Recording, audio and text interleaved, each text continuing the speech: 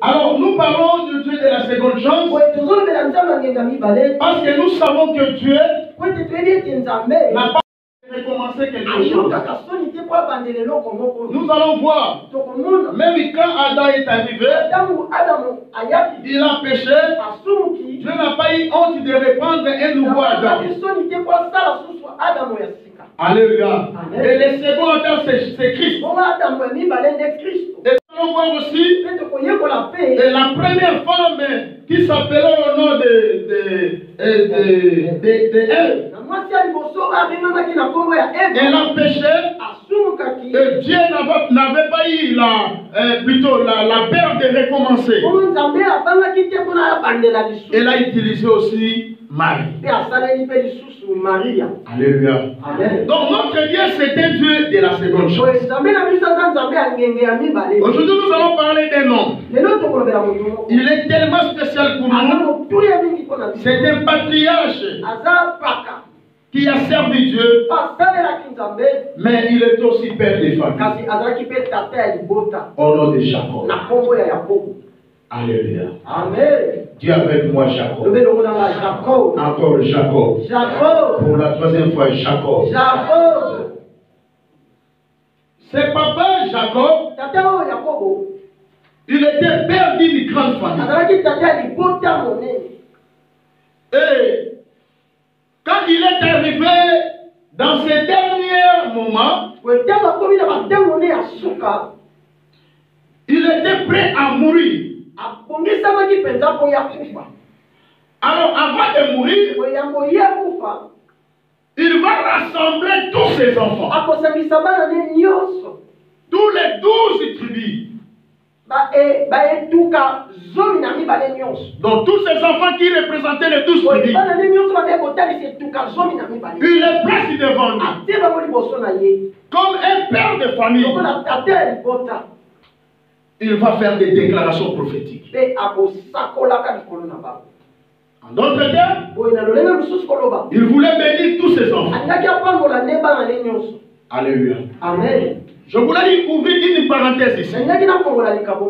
Peuple de Dieu. Parents que tu es là. Parents que tu es ici. Il faut savoir bénir tes enfants à la place de l'émotion.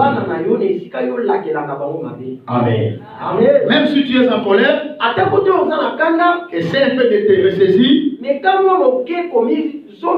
et bénissez. Alléluia. Amen. Et le papa ici va rassembler tous ses enfants. Mais parmi ses enfants, lorsqu'il voulait commencer à bénir, il va cibler un enfant, le tout premier, au nom des Ribéens. Alléluia. Amen. Alors lorsqu'il cible les Ribéens, et nous allons d'abord parler de cet homme-là Ribéen, avant d'entrer dans le vif de notre sujet. Qui était Ribéen? C'est lui le premier fils de Jacob. Et quel rôle que Ribéen a joué? La première des choses, lorsque ses frères ont pris Joseph, ils l'ont jeté dans la fosse. On devait le tuer. C'est Ribéen qui va se lever. Il va leur dire, mais il ne faut pas les tuer. Alléluia. Amen. Il a joué le rôle pour qu'on ne puisse pas tuer Joseph. Et deuxième des choses, les mêmes Ribéens, lorsque Joseph était vendu dans l'Égypte, la Bible dit ceci. Lorsqu'il y a eu la famine en Israël, Ribéen avec ses frères se sont rendus en Égypte, là où se trouvait Joseph. Lorsqu'ils arrivent, écoute ce qui arrive. Joseph reconnaissait que ce sont ses frères, mais elle ne les reconnaissait pas. Et la Bible dit ceci. Joseph, comme il les reconnaissait, il les a piégés. Alléluia. Il a ordonné qu'on puisse mettre la coupe dans leur marchandise. Et quand on avait mis, la Bible dit ceci. Quand ils ont commencé à parler avec Joseph, Joseph leur dit ceci. Vous êtes des espions. Je vous arrête ici. Et dès que vous êtes là, quand vous êtes complotés, vous avez voulu venir m'attaquer ici. Je vous garde. Je vous garde ici. Je vais vous arrêter. Je vous mettrai en prison. Alléluia. Alors, regarde maintenant le rôle que Ribé va jouer. Joseph leur dit ceci. Vous devez retourner. Parmi vous, moi je vais retenir une personne. C'est Ribé qui va aussi parler. Il va dire que prenez Siméon. Que Siméon puisse y rester. Et nous allons retourner auprès de notre papa. Et nous allons lui parler. Siméon était resté. La Bible dit, lorsqu'ils sont retournés, alors, ils ont maintenant appris à leur papa Jacob ce qui s'est passé. Oh, Joseph avait besoin de leur fils cadet qu'on appelait Benjamin. Alléluia. Mais là, il va dire à son papa, papa, là où nous sommes partis, le voyage s'est bien passé. Mais on nous a arrêtés. On nous a jugés.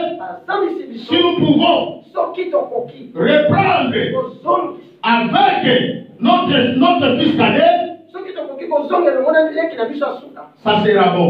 Et on va libérer Siméon. Alléluia. Mais écoute ce qu'il y a. Jacob a dit, je ne peux pas. Je ne peux pas autoriser. Parce que j'ai perdu mon premier fils. Joseph n'est plus. Vous voulez encore prendre Benjamin? Je ne peux pas. C'est Ribé qui va proposer à son père. Il lui dit ceci.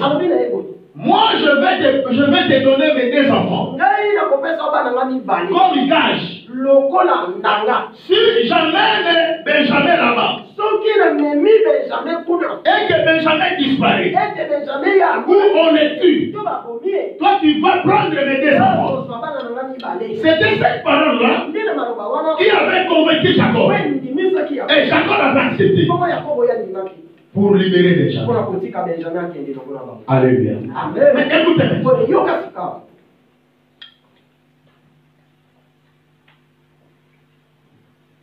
Les rôles que cet enfant rebelle avait joué dans sa famille vis-à-vis de ses frères. Donc il était déjà bien positionné pour recevoir la bénédiction. Alléluia. Ribé, c'est lui le fils de Léa. Et Léa se dit, c'est la femme de Jacob aimait moins par rapport à Rachel. Alléluia. Mais maintenant regardez. Lorsque Ribé est né, qu'est-ce que Léa avait dit? Elle avait appelé au nom de Ribé quand elle se disait, Jehovah a regardé ma misère. Parce que maintenant mon mari se mettra à m'aimer. Mais écoutez, le papa Jacob va réunir tous ses enfants. Ribé avait toutes ses potentialités plutôt. Avec toutes ses capacités. Et le papa va se mettre là maintenant pour bénir un à un. Alléluia. Mais écoutez ce qui arrive. Prenons nos Bibles.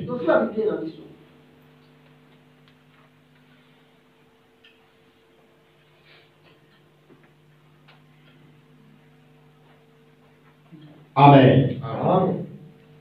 Dans le livre de Genèse,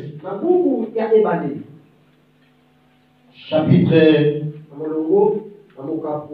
49, verset 1 à 3. Nous lisons Genèse, chapitre 49, premier verset. Nous lisons pour la gloire du Seigneur. Amen.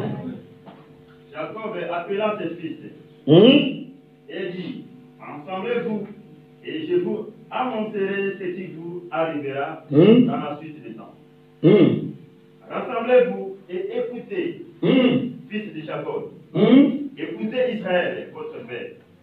Ruben, toi, mon premier-né, ma force et le prémisse de ma vigueur, supérieur en dignité et supérieur en puissance. 3. Ça c'est 3. 4. Impétueux comme les eaux, tu n'auras pas la prééminence car tu es monté sur la couche de ton père. Tu as suivi ma couche en y montant. Amen. Amen. Écoutez, ça c'est Jacob avec son fils premier-né. Il voulait bénir le premier fils. Il l'appelle. Il lui dit ceci. Ruben, viens. Je voulais faire quelque chose de spécial pour toi. Il a commencé à lui donner des éloges. C'est toi le premier-né de ma famille. C'est toi qui es au-dessus de toutes choses. C'est toi le premier fils. Mais écoutez, vu tout ce que Ruben avait fait dans sa famille, il devait premièrement avoir la prééminence sur tous ses petits frères. Et il devait aussi recevoir la double portion de l'héritage. Mais qu'est-ce qui va bloquer Ruben? C'est l'inceste. Alléluia. Amen. Jacob va lui dire, c'est vrai que tu es le premier fils. C'est vrai que c'est à toi que j'allais léguer mon pouvoir. C'est à toi que j'allais donner la double portion.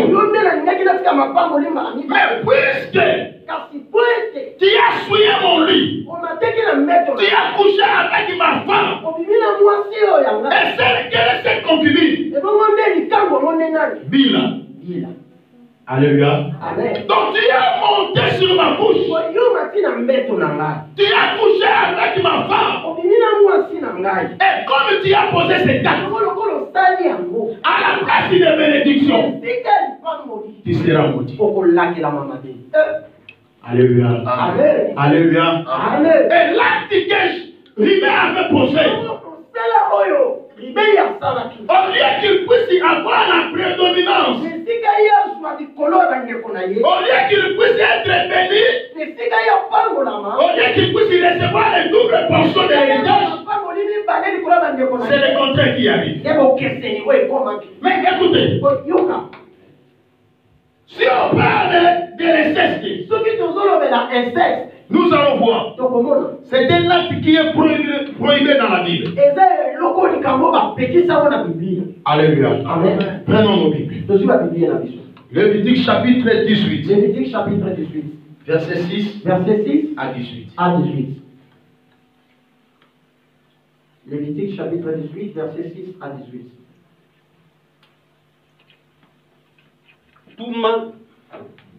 Tout mal d'entre les enfants d'Aaron en mangera. Non.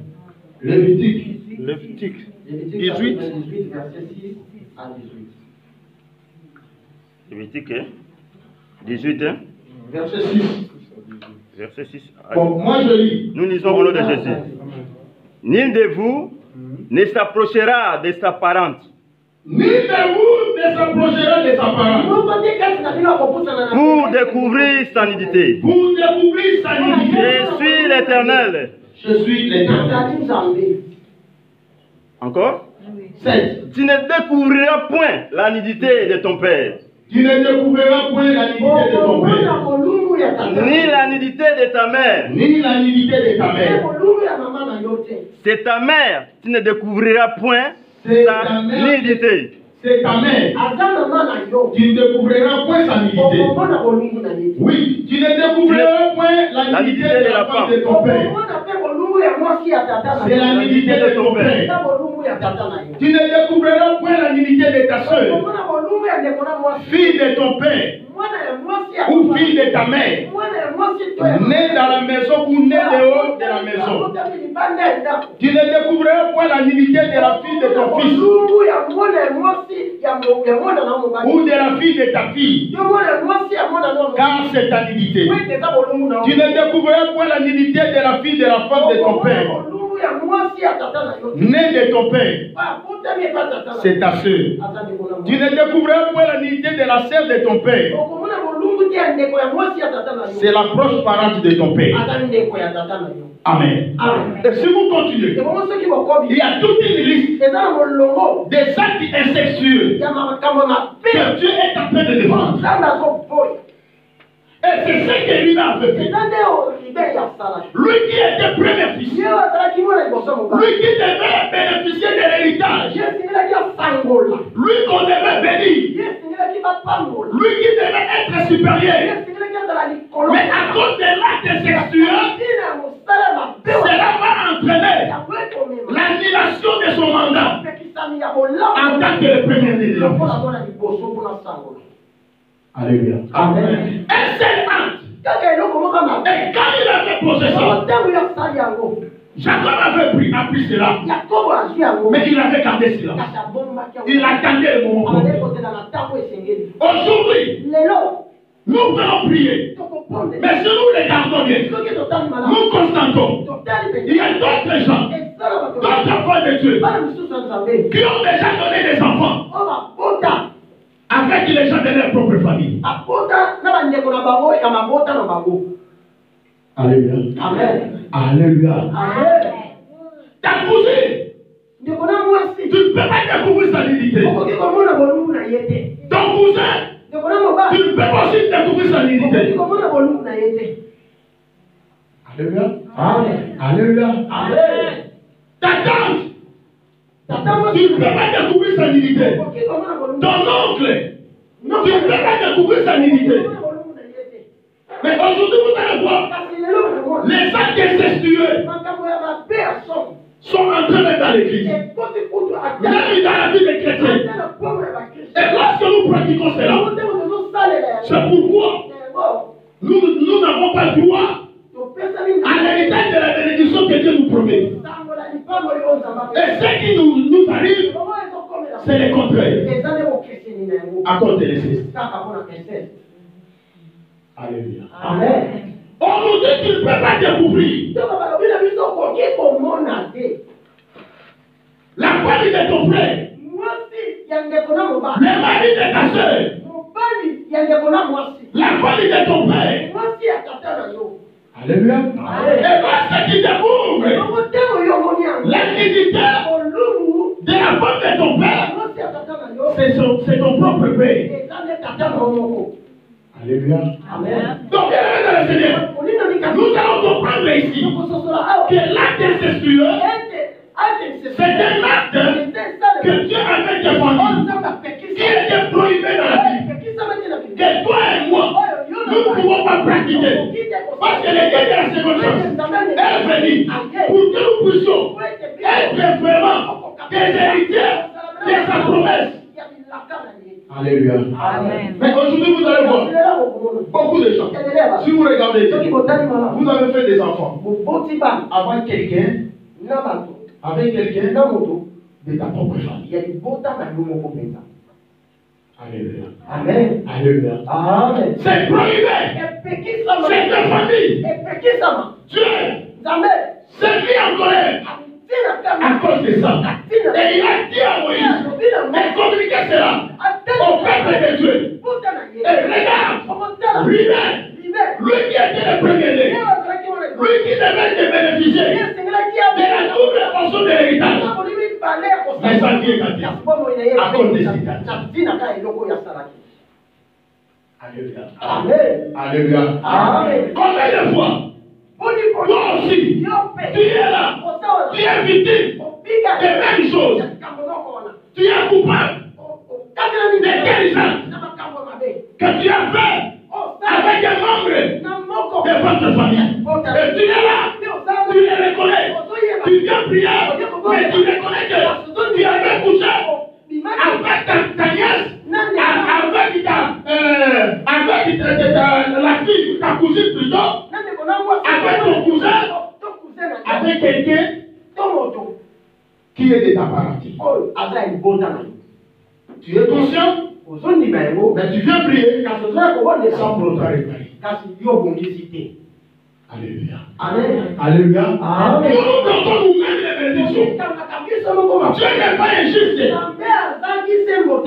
n'est pas injuste. Quand tu pries, il t'écoute.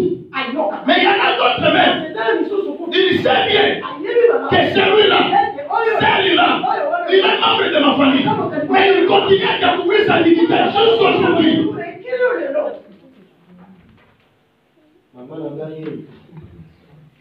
Alléluia. Amen. Alléluia.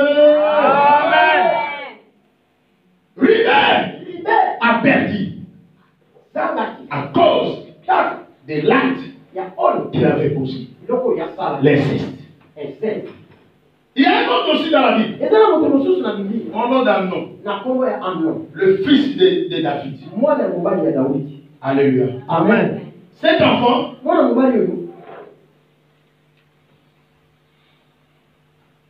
il était prince. Mais qu'est-ce qui est arrivé? La Bible nous dit ceci. Quand il regardait sa sœur Tamar, il enviait. Alléluia. Amen. Et puisqu'il enviait trop, il n'était plus à l'aise. Il était toujours agité. Mais un jour, son ami vient lui rendre visite. Au nom de Jonadab, fais beaucoup d'attention avec des mauvais amis. Alléluia. Fais beaucoup d'attention avec des mauvais amis. Je ne t'interdis pas, je ne te défends pas d'avoir les amis. Même nous tous, nous avons besoin des amis. Mais faites attention avec des faux. Amen. La vie est arrivée. Il voit son frère Amnon en train de s'agiter. Il avait des malaises. Il lui pose la question. Mon ami, qu'est-ce qu'il ne va pas chez toi? Il lui répondait. Comme tu me vois là, je suis en train de maigrir. Je suis en train de maigrir à cause de ma soeur Tamar. Alléluia. Amen. Lisez ça dans 2 Samuel chapitre 16 et puis vous descendez. Et la Bible dit ceci. Son frère, son ami, quand il a écouté ça, il lui dit, mais c'est petite chose. Fais-toi malade. Va coucher sur ton lit. Et tu vas dire cela à ton père. Et tu lui diras ceci. Papa, je suis malade.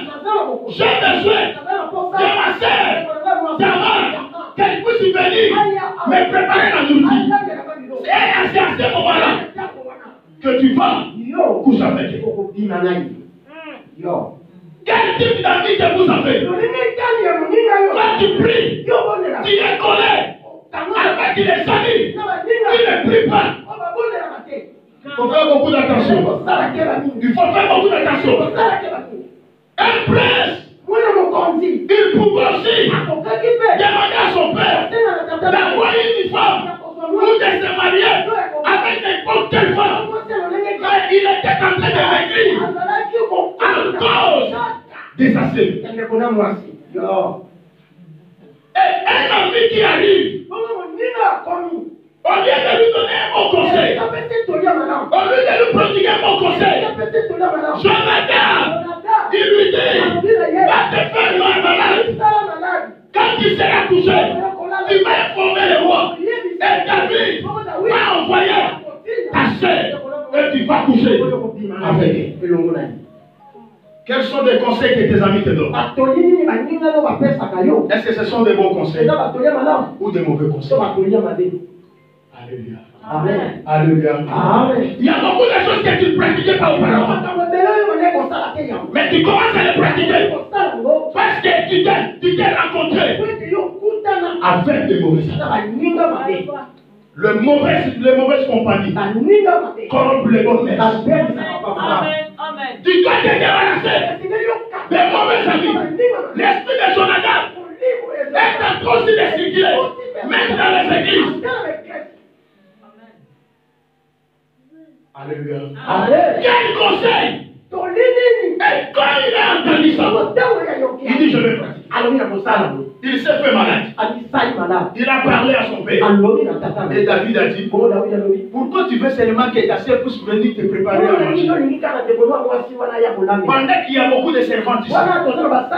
Il dit non, j'ai besoin seulement de la nourriture que ma sœur va me préparer. Et Tamar va accepter. Et lorsqu'elle arrive, elle a préparé. Elle a placé la nourriture au salon. Elle lui dit, grand frère, Amnon, viens manger. Amnon lui dit, non, moi je ne veux pas au salon, dans la chambre. Et je ne veux même pas de servante pour m'apporter la nourriture. Prends cette nourriture toi-même, amène-la moi dans ma chambre. Alléluia. Et Tamar va accepter et apporter la nourriture. Lorsqu'elle arrive dans la chambre de son grand frère, Amnon le regarde, il va la saisir. Il dit, il va coucher avec elle. Alléluia. Alléluia, peuple de Dieu. Et quand il dit comme ça, écoute, la femme lui dit ceci. Tamar lui dit ceci. L'acte que tu veux poser, ça ne se fait jamais chez l'Israël. C'est de famille. C'est prohibé. Ça, c'est une abomination. Alléluia. Comme il était emporté par les mauvais conseils de son ami Jonathan, il a couché avec sa sœur. Lorsqu'il a fini, il lui regarde. Il lui dit, tu es inutile. Tu peux sortir maintenant de ma chambre. À cause de 5 minutes de plaisir, tu peux perdre toute ta destinée. Alléluia. À cause de 5 minutes de plaisir, tu peux perdre ton héritage.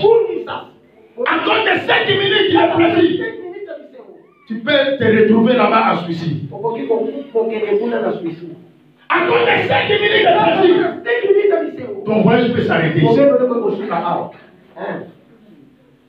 Alléluia. Alléluia. Tamar a accepté de lui amener à manger. Mais son frère était mal intentionné. Et la Bible dit, pour les cas des rebelles, lui est allé plus loin jusqu'à coucher avec la femme de son frère. Alléluia. Et aujourd'hui, ce sont des choses qui se font. Et même les enfants de Dieu trouvent ça normal. C'est anormal. Ça, c'est une malédiction. C'est une malédiction. Même si vous donnez les enfants, ça sera des enfants de malédiction. Et toi, tu es maudit. Et la femme est maudite. Et les enfants sont maudits. Toute la génération est maudite. À cause de l'inceste. Lui est perdu. Lui est premier-né. À la place de la bénédiction, on lui a maudit. Écoutez, le Dieu que nous servons, c'est le Dieu de la seconde chance. Amen. Alléluia. Amen. Alors, lisons la Bible. Deutéronome. Chapitre 33. Chapitre 33. Verset 6. Verset 6. Deutéronome chapitre 33, verset 6. Nous lisons au nom de Jésus. Amen. Guéribert dit. Guéribert fait quoi? Guéribert fasse quoi? Allez-y, papa. Papa. Et qu'il ne meurt point. Qu'il ne meurt point. Et que ces hommes soient nombreux. Et que ces hommes soient nombreux. Voici sur Juda. Écoutez. Yoka. Écoutez. Yoka. Jacob, comme le père de la famille, il a appelé l'humain à cause de l'acte qu'il avait posé. Il lui a maudit. Il dit que Dieu a maudit. Et il a pris même son héritage. Il a donné ça à Joseph. Oh, c'est de l'humain que Christ devait naître. Alléluia. Parce que c'est lui le premier-né. Mais on a transféré sa prééminence, sa bénédiction, son héritage auprès de son petit-fils, petit frère, à Joseph. Mais écoutez, beaucoup d'années sont passées. Moïse arrive. Lorsque Moïse arrive, lui aussi à son tour, il était prêt à mourir. Et lorsqu'il voulait mourir, il va rassembler encore les enfants d'Israël. Il va rassembler les enfants de Jacob pour prononcer les bénédictions à chacun. Et à ce moment-là, il regarde Ribé. Il lui dit, Ribé, viens. Tu ne vas pas mourir. Tu vas vivre.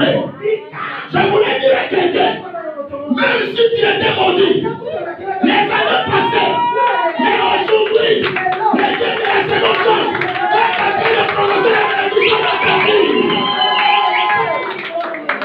Quelle liberté! Je suis venu annoncer à quelqu'un que ton mariage vive, que ta santé vive, que ton voyage vive, que ta bénédiction vive. Laissez-moi faire le nom de Jésus. Quelle liberté! Je crois au Dieu de la seconde chance. Moïse a regardé. Il dit, je vais commencer. Non, avec quelqu'un d'autre. Avec toujours les mêmes rivières que son père avait maudit. Moi, je ne maudirai pas, mais je le bénirai. Oh, celui qui a crié que tu es maudit. Moi, je suis venu te dire, tu n'es pas maudit. Tu es béni. Tu es béni. Tu es béni. Tu es béni. Laissez-moi sur le nom de Jésus. Lui-même, il était maudit. Laissez-moi te dire une chose. Qui est Jacob? C'est le papa biologique.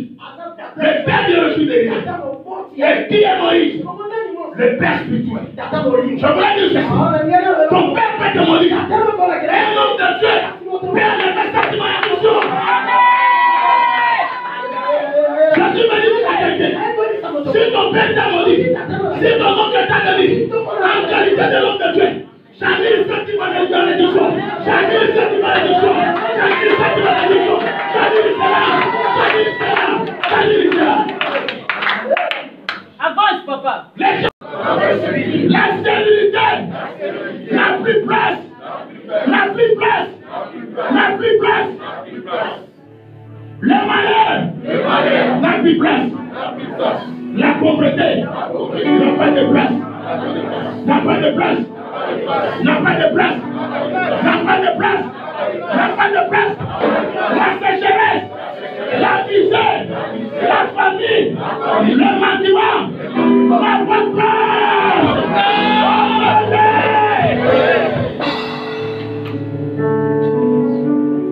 Seigneur, au travers cette nuit, libère ma vie, libère ma destinée, libère-moi, libère-moi. Que le miracle arrive, la guérison arrive, la délivrance arrive, la vie entre dans mon corps,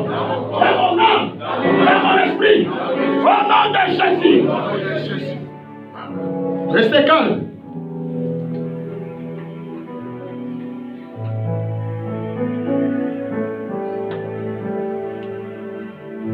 À partir de maintenant, vous allez commencer à avoir de nouvelles visions. Amen.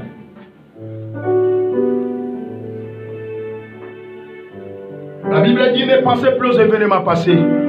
Ne considérez plus ce qui est aussi. Car je vais tracer un nouveau chemin pour vous. Ta bénédiction est devant. Ton mariage est devant. Ne regarde plus en arrière. Ne regarde plus les déclarations qui ont été faites négativement sur ta vie. Nous sommes venus pour te donner la vie. Nous sommes venus pour déclarer la bonne santé. Nous sommes venus pour déclarer le voyage. Nous sommes venus pour déclarer le mariage. Nous sommes venus pour déclarer l'argent. Nous sommes venus pour déclarer le succès. Tout géant qui osera s'élever maintenant, il sera écrasé. Tout démon qui s'élèvera, il sera écrasé.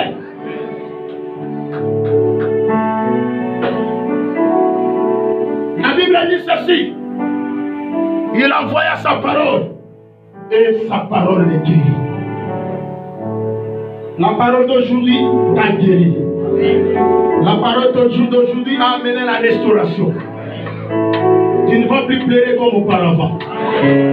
C'est le temps de la jouissance. C'est le temps de la réalisation de tes rêves. Comme ta mission n'a pas encore terminé, tu vas faire des exploits avec Dieu.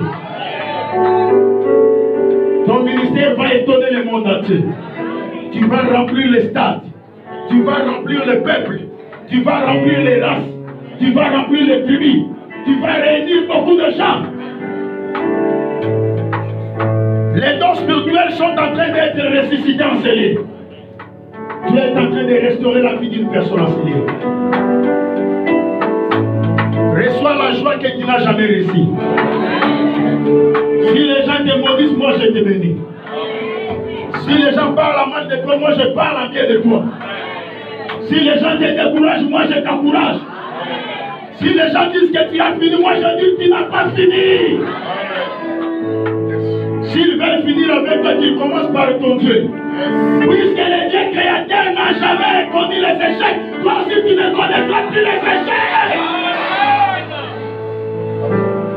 En sortant de ce lieu, tu seras très joyeux. Tu seras très joyeux. Les choses que tu as perdues, tu vas les retrouver, les récupérer.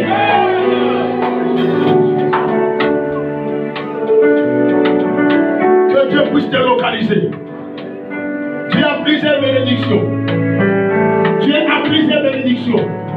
Que ces bénédictions te localisent. Partout tu te retrouves. Partout tu dors.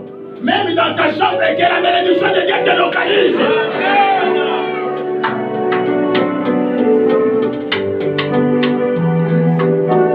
Tu es une créature de Dieu. Tu n'es pas l'ennemi de Dieu. Tu n'es pas Satan. Tu n'es pas ce démon. Je suis venu t'annoncer. Comme tu es connecté avec Christ, tu vivras aussi le bonheur avec Christ. Fini. Fini la misère. Fini le blocage. Fini les barrières. Fini les plaies. Fini les grincements des dents. Fini les lamentations. Fini. Fini, c'est le nom de Jésus. Dis Seigneur. Aujourd'hui, je veux partir avec ma bénédiction. Au nom de Jésus. La porte est ouverte. Éternel Dieu, la Bible dit, l'huile exauce les prophètes. La terre exauce l'huile, les cieux exaucent la terre et Dieu exauce les cieux. Papa, toutes les paroles qui ont été prononcées, nous les scellons dans le sang de Jésus. Nous les déclarons oui et amen. Nous les déclarons opposables à tous. Rien, oh Dieu, ne puisse, Seigneur, contredire ce que nous avons déclaré. Car la Bible dit au Père, après la résurrection, tu disais aux disciples, tout ce que vous lierez sur la terre sera lié au ciel. À qui vous pardonnerez les péchés seront pardonnés. À qui vous le retiendrez, il sera retenu. Nous disons, Seigneur, ces paroles sont opposables dans le précieux nom de Jésus. Que celui qui est d'accord avec moi dise Amen, Amen, Amen. Acclamez Dieu, acclamez Dieu. Acclamez Dieu,